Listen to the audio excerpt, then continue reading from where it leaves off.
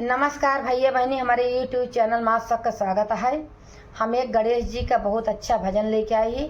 आप लोग सुनिए, जैसे लगे कमेंट में ज़रूर बताइए और हमसे आप लोग जुड़ा रही हैं ताकि हम थोड़ा से आप सबका प्यार और दुलार मिलत रहे। और आपका प्यार दुलार के हमें ज़रूरत है, बहुत ज़रूरत है।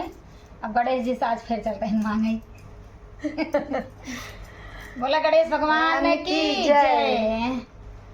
भोले से मांगा कलम कापी, भाग लिखा गौरी के ललना। भोले से मांगा कलम कापी, भाग लिखा गौरी के ललना। पहला भाग मोरे मतवा पे लिखना, पहला भाग मोरे मतवा पे लिखना। मुड़िया झुकामऊ दिन राती, भाग लिखा गौरी के ललना। मुड़िया झुकामऊ दिन राती, भाग लिखा गौरी के ललना। भोले से मांगा कलम कापी, भाग लिखा गौरी के ललना। भोले से मांगा कापी, भाग लिखा गौरी के ललना। दूसरा भाग मोरे अखिया पे लिखना, दूसरा भाग मोरे अखिया पे लिखना। दर्शन करऊं दिन राती, भाग लिखा गौरी के ललना। दर्शन करऊं दिन राती, भाग लिखा गौरी के ललना। भोले से मांगा कलम कापी, भाग लिखा गौरी के ललना।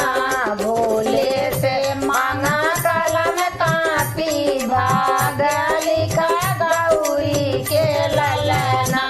तीसरा भाग मोरे जिभिया पे लिखना, तीसरा भाग मोरे जिभिया पे लिखना। भजना सुनाऊं दिन राती, भाग लिखा गौरी के ललना। भजना सुनाऊं दिन राती, भाग लिखा गौरी के ललना। भोले से मांगा कलम कापी, भाग लिखा गौरी के ललना। भोले से मांगा कलम कापी, भाग लिखा गौरी के ललना। तीसरा भाग चौथा भाग मोरे हाथवा में लिखना, चौथा भाग मोरे हाथवा में लिखना। आरती कराऊं दिन राती, भाग लिखा गौरी के ललना।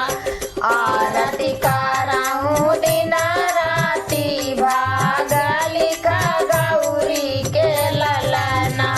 भोला से मांगा कलम कापी, भाग लिखा गौरी के ललना। भोले से मांगा कलम कापी, भाग लिखा गौरी के ललना। पांचवा भाग मोरे गुणमा का लिखना, पांचवा भाग मोरे कनवा पे लिखना। भजना सुनाऊं दिन राती, भाग लिखा गौरी के ललना। भजना सुनाऊं दिन राती, भाग लिखा गौरी के ललना। भोले से मांगा कलम कापी, भाग लिखा गौरी के ललना। भोले से मांगा कलम कापी, भाग लिखा गौरी के ललना। छठवा भाग मोरे गोड़वा में लिखना, छठवा भाग मोरे गोड़वा में लिखना। तीरथ कराऊं दिन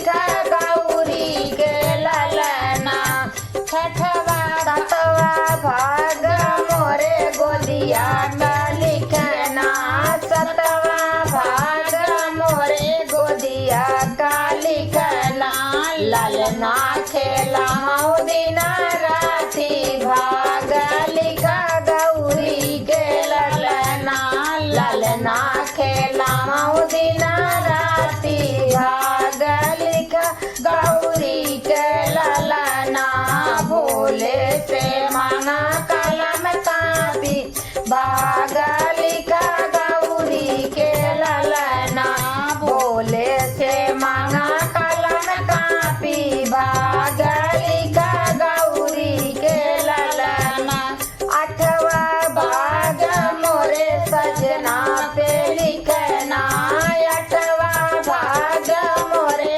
सजना पे लिखना साथ निभाऊं दिन राति भाग लिखा गौरी के ललना साथ रहाई दिन राति भाग लिखा